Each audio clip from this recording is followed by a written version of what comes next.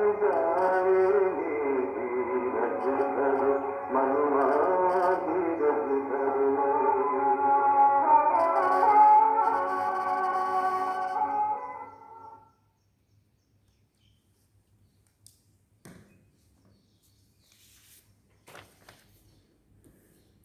शांति। बाबा good morning. आज बाबा के 2 अप्रैल 2021 के महावाक्य हैं। बाबा ने सार में कहा, मीठे बच्चे, ज्ञान सागर बाप आए हैं तुम बच्चों के सन्मुख ज्ञान डांस करने। तुम होशियार सर्विसेबल बनो तो ज्ञान की डांस भी अच्छी हो। बाबा ने प्रश्न पूछा, संगम युग पर तुम बच्चे अपने में कौन सी हॉबी डालते हो? हॉबी माना हैबिट, आदत। तो बाबा ने उत्तर में कहा, याद में रहने की, यही है रूहानी हॉबी। इस हॉबी के साथ साथ तुम्हें दिव्य और अलौकिक कर्म भी करने हैं। तुम हो ब्राह्मण, तुम्हें सबको सच्ची सच्ची कथा ज़रूर सुनानी है। सर्विस की भी तुम बच्चों को हॉबी होनी चाहिए, याद में रहने की भी आदत होनी चाहिए और सेवा करने की भी। और गीत हम सब ने सुना, धीरज धर मनवा, धीरज धर तेरे सुख के भरे दिन आएंगे। तकदीर का सूरज चमकेगा, गम के बादल छुप जाएंगे। ओम शांति। जैसे कोई हॉस्पिटल में बीमार होते हैं तो पेशेंट दुख से छूटने की आश रखते हैं। डॉक्टर से पूछते हैं क्या हाल है, ये बीमारी कब छूटेगी? तो वो सब है हद की बातें, ये है बेहद की बात। बाप आकर बच्चों को राय देते हैं। ये तो बच्चे जान चुके हैं कि बरोबर सुख और दुख का ये खेल है। यूँ तो तुम बच्चों को सतयुग में जाने से भी जास्ती फायदा यहाँ है। सुना, सतयुग का जो जीवन है वह सोने के तुल्य बताया और यहाँ का हीरे तुल्य बताया, क्योंकि यहाँ ईश्वरीय पालना में पल रहे, ईश्वर से पढ़ रहे हैं ना, ईश्वर के द्वारा बताए हुए मार्ग पे चल रहे हैं ना। तो वहाँ पे तो देवताओं से पलेंगे, देवताओं से खाएंगे, देवताओं से ही सब होगा। बाबा कहते इसलिए वहाँ से जास्ती फायदा तुम्हें यहाँ है, क्योंकि तुम जानते हो इस समय हम ईश्वर की गोद में हैं, ईश्वरीय औलाद हैं। इस समय हमारी बहुत ऊंचे से ऊंची और गुप्त महिमा है। मनुष्य मात्र बाप को शिव, ईश्वर, भगवान भी कहते हैं, परंतु जानते नहीं है, बुलाते रहते हैं। ड्रामानुसार ही ऐसा हुआ है। ज्ञान और अज्ञान, दिन और रात गाते भी आते हैं, परंतु तमो प्रधान दुनिया, तमो प्रधान बुद्धि ऐसे बन गए हैं जो अपने को तमो प्रधान भी समझते नहीं है। किसी की तकदीर में बाप का वर्षा हो तब तो बुद्धि में बैठ सके ना। बच्चे जानते हैं कि हम बिल्कुल ही घोर अंधियारे में थे, अब बाप आया है तो कितना सोजरा मिला है, कितना प्रकाश हुआ है। बाप जो नॉलेज समझाते हैं वो कोई भी वेद शास्त्र ग्रंथ आदि में नहीं है, वो भी बाप सिद्ध करके बताते हैं। तुम बच्चों को रचता और रचना के आदि मध्य अंत की रोशनी देता हूँ, वो फिर प्राय लोप हो जाती है, मेरे बिगर फिर किसी को भी मिल ना सके। फिर ये ज्ञान प्राय लोप हो जाता है। समझ में आता है कि कलयुग पास्ट हुआ, फिर 5000 वर्ष के बाद रिपीट होगा। ये है नई बात, ये तो शास्त्रों में नहीं है। बाप तो ये नॉलेज सभी को एक जैसी पढ़ाते हैं, परंतु धारणा में नंबरवार हैं। कोई अच्छे सर्विसेबल बच्चे आते हैं तो बाबा का डांस भी ऐसा चलता है। डांसिंग गर्ल के आगे देखने वाले बहुत शौकीन होते तो वो भी खुशी से बहुत अच्छा डांस करती है। देखो बाबा एग्जाम्पल दे रहे हैं कि बाबा के बच्चे जो बहुत मुरली के दीवाने होते हैं ना, जितने अच्छे से सुनने वाले, झूमने वाले बाबा के सामने होंगे, उतना मुरली की लहर, बाबा की लहर ही कुछ और होती है। उतनी बाबा कहते हैं और मुझ अच्छी बात निकलती है।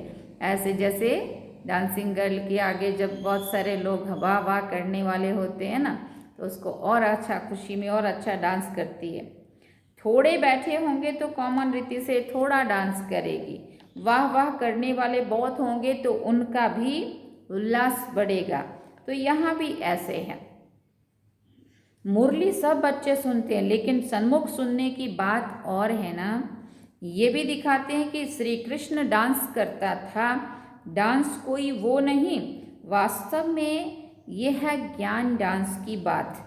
ये भी दिखाते हैं। बाबा ने कहा, शिव बाबा खुद बताते हैं कि मैं ज्ञान की डांस करने आता हूँ, मैं ज्ञान का सागर हूँ। तो अच्छी अच्छी पॉइंट्स निकलती है। ये है ज्ञान की मुरली, कांच की मुरली नहीं है। हाँ, उस बांसुरी कई लोग समझते हैं वो वाली बांसुरी बजाई। बाबा कहते पतित पावन बाप आकर सहज राजयोग सिखाएंगे या लकड़ी की मुरली बजाएंगे। लकड़ी की मुरली बजा के थोड़ी सबकी सदगति होंगी, उसके लिए तो ज्ञान की समझानी देनी पड़ेगी ना। ये किसी के ख्याल में भी नहीं होगा कि बाप आकर ऐसे राजयोग सिखाएंगे। अभी तुम जानते हो, बाकी कोई भी मनुष्य मात्र को ये बुद्धि में आ ना सके। आने वालों में भी नंबरवार पद पाते हैं, जैसे कल पहले किया है वैसे ही पुरुषार्थ करते रहते हैं। तुम जानते हो कि कल पहले मुआफिक बाप आते हैं, आकर बच्चों को सब राज खोल कर बताते हैं, कहते हैं मैं भी बंधन में बंधा हुआ हूँ। हर एक इस ड्रामा के बंधन में बंधा हुआ है। जो कुछ सतयुग में हुआ था वही फिर होगा। कितनी अनेक प्रकार की योनियां हैं। सतयुग में इतनी योनियां थोड़ी होंगी, वहाँ तो थोड़ी वैरायटी होती है, फिर वृद्धि को पाते रहते हैं। जैसे धर्म भी बढ़ते जाते हैं ना, सतयुग में तो थे ही नहीं। जो सतयुग में थे वो फिर सतयुग में ही देखेंगे। सतयुग में कोई भी छी गंध करने वाली चीज़ हो ना सके। उन देवी देवताओं को कहते हैं भगवान भगवती। और कोई भी खंड में कभी किसी को गॉड गॉडेज कह नहीं सकते। वो देवताएं जरूर हेवन में राज्य करते थे, उनका देखो कितना गायन है। तुम बच्चों को अभी धीरज आ गया है। तुम जानते हो हमारा मर्तबा कितना ऊंच है व कम है। हम इतने मार्क्स से पास होंगे, हर एक अपने को समझ तो सकते हैं ना कि फलाना अच्छी सर्विस कर रहा है। हाँ, चलते चलते फिर तूफान भी आ जाते हैं। बाप तो कहते हैं कि बच्चों को कोई भी ग्रहचारी तूफान आदि ना आए। माया अच्छे अच्छे बच्चों को भी गिरा देती है। तो बाप धीरज देते रहते हैं। बाकी थोड़ा समय है, तुमको सर्विस भी करनी है। स्थापना हो गई फिर तो जाना ही है। इसमें एक सेकंड भी आगे पीछे नहीं हो सकता। ये राज बच्चे ही समझ सकते हैं। हम ड्रामा के एक्टर्स हैं, इसमें हमारा मुख्य पार्ट है। भारत पर ही हार और जीत का खेल बना हुआ है। भारत ही पावन था, कितनी पीस प्योरिटी थी। ये कल की तो बात है ना, कल हमने ही पार्ट बजाया था। 5000 वर्ष का पार्ट सारा नूंधा हुआ है। हम चक्र लगाकर आए हैं, अब फिर बाबा से योग लगाते हैं। इसमें ही खाद निकलती है। इससे ही खाद निकलती है। जितना जितना बाबा को याद करते हैं, मन को उसके साथ जोड़ते हैं, उतना ही आत्मा साफ होती जाती है। खाद निकलती है, मैल धुल जाती है। बाप याद आएगा तो वर्षा भी जरूर याद आएगा। पहले पहले अलिफ को जानना है। बाप कहते तुम मेरे को जानने से मेरे द्वारा सब कुछ जान जाएंगे। ज्ञान तो बड़ा सहज है, 1 सेकंड का, फिर भी समझाते रहते हैं, पॉइंट्स देते रहते हैं। मुख्य पॉइंट है मन मना भव। इसमें ही विघ्न पड़ते हैं। देह अभिमान आ जाने से फिर अनेक प्रकार के घुटके आ जाते हैं, फिर योग में रहने नहीं देते हैं। जैसे भक्ति मार्ग में श्री कृष्ण की याद में बैठते हैं तो बुद्धि कहाँ कहाँ भाग जाती है। भक्ति का अनुभव तो सबको है, इस जन्म की बात है। इस जन्म को जानने से कुछ न कुछ पास्ट जन्म को भी समझ सकते हैं। अभी के कर्मों के आधार पे किसी के अगर अच्छे काम होते हैं ना, तो अच्छाई को खींचती अंदर आत्मा में। अगर पुण्य भरे हुए होंगे तो अच्छाई करने का मन होगा, और अंदर अगर पाप ही भरे होंगे, पिछले जन्मों के बुराई होगी, तो अभी भी आत्मा उस बोझ में दबी हुई होंगी, तो अभी भी अच्छाई की तरफ चाहते हो अभी नहीं जा सकते। तो बाबा कहते इस जन्म को जानने से कुछ ना कुछ पास्ट जन्म को भी समझ सकते हैं। बच्चों को हॉबी हो गई है बाप को याद करने की। जितना याद करेंगे उतनी खुशी बढ़ती है। साथ साथ दिव्य अलौकिक कर्म भी करना है। तुम हो ब्राह्मण, तुम सत्यनारायण की कथा, अमर कथा सुनाते हो। मूल बात एक है जिसमें सब कुछ आ जाता है। याद से ही विक्रम विनाश होते हैं। एक की ही हॉबी है, रूहानी है। बाप समझाते हैं कि नॉलेज तो बहुत बड़ी है, बहुत बड़ी सहज है। नॉलेज तो बड़ी सहज है। कन्याओं के नाम भी, कन्याओं का नाम भी गाया हुआ है। अदर कुमारी, कुमारी कन्या, कुमारी का नाम सबसे जास्ती बाला है। उनको कोई बंधन नहीं है। वो पति तो विकारी बनाते, ये बाप तो स्वर्ग में जाने के लिए श्रृंगारते हैं, स्वीट सागर में ले जाते हैं। बाप कहते हैं इस पुरानी दुनिया को पुरानी देह सहित बिल्कुल भूल जाओ। आत्मा कहती है कि हमने तो 84 जन्म पूरे लिए हैं, अब फिर हम बाप से बुरा वर्षा लेंगे। हिम्मत रखते हैं, फिर भी माया से लड़ाई तो है। आगे तो ये बाबा है। माया के तूफान जास्ती इनके पास आते हैं। बहुत आकर पूछते हैं बाबा हमको ये होता है। बाबा बताते हैं कि बच्चे हाँ, ये तूफान तो ज़रूर आएंगे। पहले तो मेरे पास आते हैं, अंत में सब कर्मातीत अवस्था को पा लेंगे। ये कोई नई बात नहीं है। बाबा ने कहा कल पहले भी ऐसा हुआ था, ड्रामा में पार्ट बजाया, अब फिर वापस घर जाते हैं।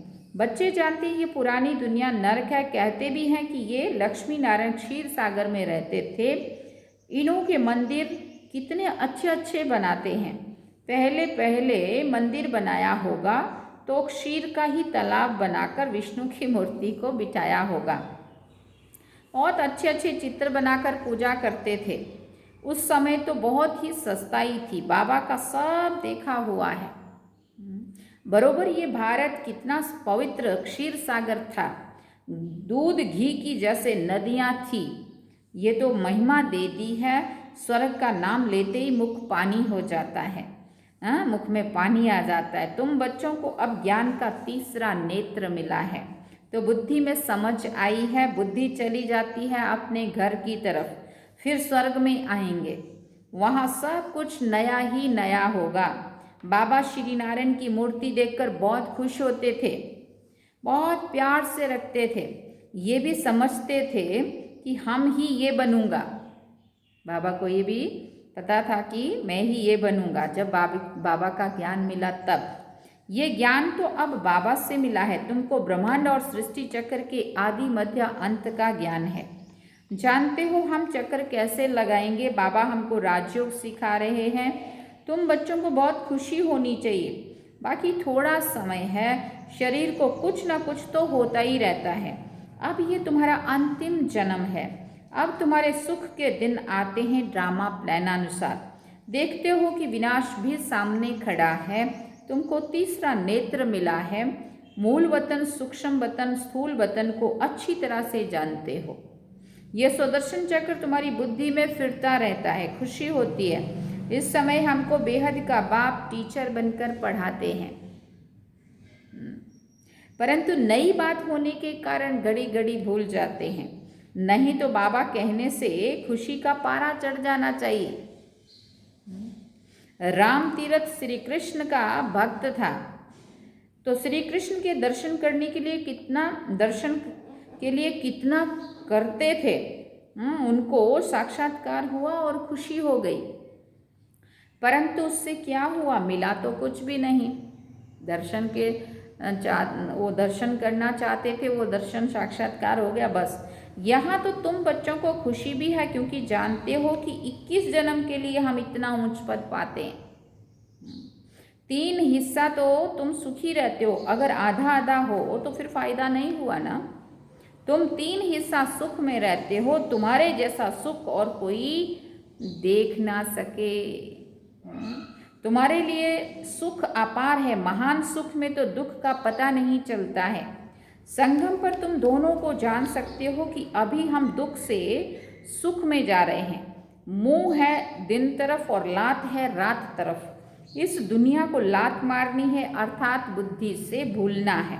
आत्मा जानती है कि अब वापस घर जाना है, बहुत पार्ट बजाया, ऐसे ऐसे अपने साथ बातें करनी होती है। अब जितना बाप को याद करेंगे उतना कट निकलेगी, जितना बाप की सर्विस में रहकर सामान बनाएंगे उतना ही बाप का शो करेंगे। बुद्धि में है कि अब घर जाना है तो घर को ही याद करना चाहिए। पुराना मकान गिरता रहता है, अब कहाँ नया मकान कहाँ पुराना मकान, रात दिन का फर्क है ना। ये तो हूबहू विषय वैतरणी नदी है, एक दो को मारते झगड़ते रहते हैं, बाकी भी बाबा आया है तो बहुत लड़ाई शुरू हो गई है। अगर स्त्री विकार नहीं देती है तो तंग करते हैं, कितना माथा मारते हैं। कल पहले भी अत्याचार हुए थे, वो अभी की बात गाई जाती है। देखते हो कि कितना पुकारती हैं। बाबा कहते वही ड्रामा का पार्ट बज रहा है। हाँ, शुरू वालों ने कितना सहन किया। हाँ, शुरू में दादियों की हिस्ट्री सुनी है ना, हैदराबाद सिंध में शुरू में जब वहाँ से शुरुआत है। ये बाप जाने और बच्चे जाने और ना जाने कोई, आगे चल सबको समझने का है। गाते भी हैं पतित पावन सर्व का सदगति दाता बाप है। तुम कोई को भी समझा सकते हो फिर भारत स्वर्ग और नरक कैसे बनता है। आओ तो हम तुम्हें सारे वर्ल्ड की हिस्ट्री ज्योग्राफी समझाएं। ये बेहद की हिस्ट्री ज्योग्राफी ईश्वर ही जाने और ईश्वर के तुम बच्चे जानो। सुना, पवित्रता सुख शांति की कैसे स्थापना होती है, इस हिस्ट्री ज्योग्राफी को जानने से तुम सब कुछ जान जाएंगे। बेहद के बाप से तुम जरूर बेहद का ही वर्षा लेंगे ना, ये आकर समझो। टॉपिक तो बहुत है। तुम बच्चों का तो अब दिमाग ही भरपूर हो गया है, खुशी का कितना पारा चढ़ता है।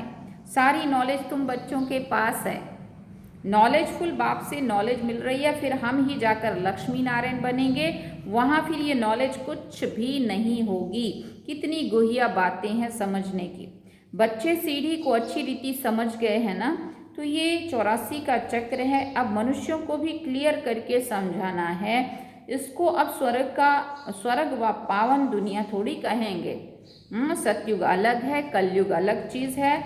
ये चक्र कैसे फिरता है ये समझाने में सहज है। समझानी अच्छी लगती है, परंतु पुरुषार्थ कर याद की यात्रा में रहें, ये बहुतों से हो नहीं सकता।